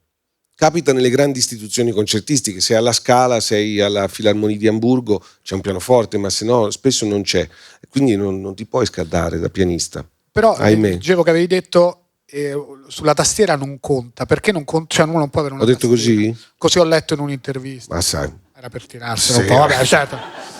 Per non essere scambiati per un'intelligenza artificiale qualsiasi. Esatto, devi dire quelle cose lì per far capire che sei umano, sì. No, la sto rifà perché l'ha fatta in inglese. Ho detto falla in italiano. È già parte male, però, che non sa. Perché io ho scritto in inglese, quindi. Giusto. Oh, ecco, cosa si chiama La vita a modo mio, ora la sta creando. Vediamo. E ti è mai capitato, grande concerto, grande cosa, di sbagliare e pensare, vedi, mi potevo riscaldare prima? Allora, io raramente suono musica scritta da certo, altri. Quindi l'errore al massimo lo sai te. È chiaro. L'errore non è un errore, perché io posso anche pensare, adesso faccio questa nota, ne prendo un'altra, ma... certo. Figurati se... È il bello dell'improvvisazione, d'altronde. Posso anche decidere di non terminare una frase, ovviamente di dire una certa cosa, ma la fermo a metà. Posso anche, posso fare tutto quello che voglio. Quando mi capita di suonare la partitura scritta per 1000 motivi, o perché c'è un compositore di cui sto suonando le cose, o c'è un'orchestra sinfonica addirittura, e quindi dobbiamo suonare esattamente quello che Ravel ha scritto, allora faccio il bravo bambino e suono tutte le note possibilmente giuste.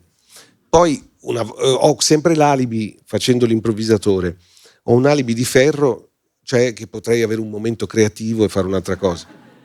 Una volta dal palco a Lipsia, eravamo in piazza, il concerto importantissimo, perché l'orchestra Gewandhaus presenta la stagione, c'è Riccardo Sciailly che mi dirige mentre suoniamo il concerto in sol di Ravel per pianoforte orchestra, e lui scende alla fine e mi dice, mentre la gente ancora sta applaudendo, dice: molto bello nel secondo movimento che a un certo punto hai fatto quell'improvvisazione, quella variazione. E io gli ho detto: ma mi ero perso, perché dici? Lo sai benissimo. No, io veramente pensavo, perché l'idea è che probabilmente se Bollani fa quella cosa lì è perché ha avuto un'intuizione. Questo è comodo. Questo è bello. Ti sei costruito un bagaglio di fiducia che ti porti dietro, e quindi puoi dire: mi sono sentito ispirato. Per cui anche i cantanti dicono: non lo fa mai quell'accordo lì, c'ha sempre voglia di fare un altro accordo, però pensano che sia bello, perché è creativa la cosa. Sì. Bellissimo. Sono più che soddisfatto di questa risposta. Grazie. Vogliamo ascoltare la Sentiamo canzone di Gaber? Adesso. Sentiamo.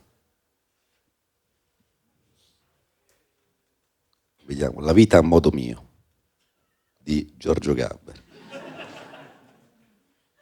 La vita è un caffè, insomma, zucchero nero, amaro non senti, ma è vero sincero, un ombrello bucato nel bel mezzo del guaio, ma continuo a camminare verso il mio caos.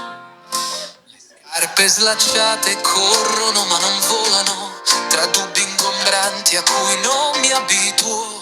Le finestre appannate riflettono il cuore mentre canto il mio mondo in un vecchio bagliore. E allora, oh vita, prendimi in giro se vuoi. Quel lancio prima del ritornello, Cosa? Quel lancio prima del ritornello. Ma per fortuna che c'è il Riccardo che da solo gioca a biliardo, era uguale. Vedi che l'intelligenza è solo capace di copiare. Anche un'altra che faceva il suo nome era Ceruttigino, anche lì hai sentito la strofa che faceva così? Ah, no. No? No. Non hai fatto caso?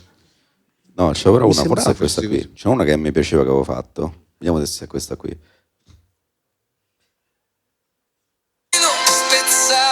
Ancora, è quello di prima.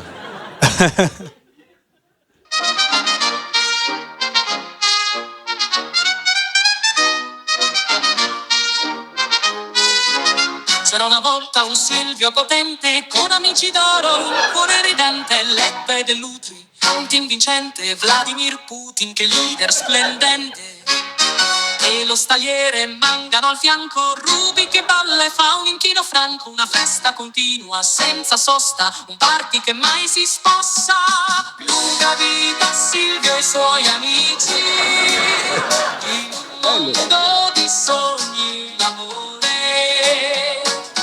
vince sempre sull'invidia e sull'odio, e contro i suoi nemici per sempre trionferà. E poi c'era quel giudice di Pietro, anche questa festa è Calma. sempre un po' dietro. Schulz nel ruolo di un capo, ma Silvio ride e li mette KO. Lo sguardo fiero mai abbattuto, un uomo che ha sempre combattuto, passione e forza mai ceduto. Quanto durerà Ed è ancora? per Non questo so. che all'Italia è 8 minuti. 7-8 minuti. Quindi aveva detto fai un brano alla Franco Battiato. Senti, perché è proprio lo stile. È quello. Vince sempre sull'invidia e sull'odio e contro i suoi nemici per sempre È lui. trionferà. Ha detto trionferà. A un certo punto Basta non andare sentiamo avanti. tutto. Ha detto trionferà Ferà. Non spera. Bello. Vabbè. Era bello. Trionferà Ferà, ha detto. Carina come Perché non è licenza facile la poetica. rima con trionferà e lui ha trovato Ferà.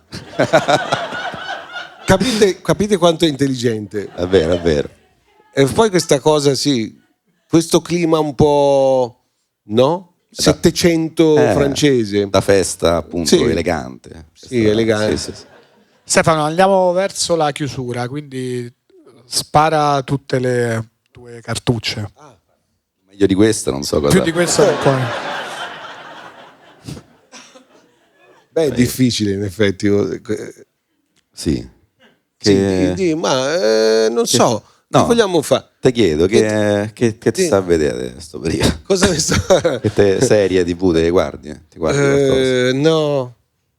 È uscito Il Regno 3, vorrei vedere Il Regno 3 di Lars il von Regno Trier. 3? Cos'è il Regno? Lars von Trier. Ti ricordi? Lars von Trier ha fatto una serie che si chiama The Kingdom, Riet, Il Regno.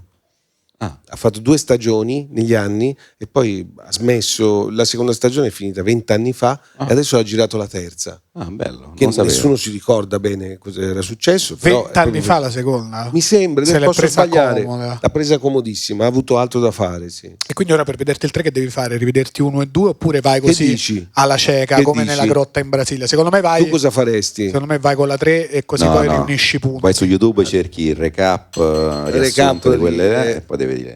Faccio così, vado col recap. Sì. Siete 2 scuole differenti. Sì, voi. io vado alla cieca, lui deve sapere.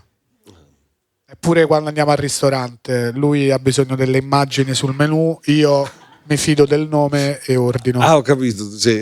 Sì, io non ho paura di sbagliare. Lo so. Io pago, voglio mangiare bene. Schiavo della tecnologia. Perché lui non paga invece. Lui paga, ma magari mangia ho sbagliato a mangiare, però se la vive meglio. Io rosico perché dico, una volta che esco mangio bene, scusa. Ma voi che musica ascoltate invece? Tu l'hai appena sentita la mia musica. Ah, sì, scusa. Scusa, infatti mi ero girato verso di lui. Certo. Era più... Cosa ascolti tu? Io sento un po' di rap. Un po' di rap, un po' di techno. Ma un po' vuol dire che non arrivi alla fine del brano? No, arrivo alla fine del brano. Ah. Però non direi che sono uno che si sente il rap. Direi che mi sento un po' di rap. Ok. Non direi che sono uno che si sente la techno, mi sento un po' di techno e poi mi sento il pop, l'indie rock, un po' di cose. Sempre un po'. Però perché non sei un ascoltatore no. che stai un'ora a ascoltare la musica. No, anche perché i podcast si sono mangiati il tempo della musica. Perché prima la musica io la sentivo mentre facevo altro e adesso mentre faccio altro sento i podcast. Questo è molto triste, però è un dato di fatto e ho capito adesso che noi siamo nel business cioè i podcast sono nel business della musica, noi facciamo concorrenza non all'intrattenimento bensì alla musica. Questo è molto brutto, molto triste, però è un dato di fatto. C'è anche musica in questo podcast, ormai abbiamo... Sì, certo, questo è un podcast. Abbiamo introdotta. Sì, lui è stato un po' severo, perché in questo caso invece abbiamo ascoltato delle cose, certo. Si è fatto approfondimento però musicale. Se non ci fosse questo podcast potresti mettere questi brani per un'ora e mezza. Al posto sarebbe bello. Sarebbe bello. Vedi che sarebbe comunque meglio avere più musica. È vero. Sono d'accordo. Siamo tutti d'accordo con questo è il messaggio: meno podcast e più musica. Meno podcast e più musica. Stefano, un bel messaggio, bravo. È un bel messaggio. Dai. Forse su questo messaggio io vi chiedo un altro applauso per Stefano Bollani. Grazie ragazzi. Grazie mille. Se vi va fate un applauso anche a Stefano Rapone. Delle Tinti. A Sonora The Comedy Club fate un applauso a voi che siete tantissimi e un altro applauso all'ospite di questa puntata. Ciao a tutte, ciao a tutti, ci vediamo alla prossima puntata. Ciao.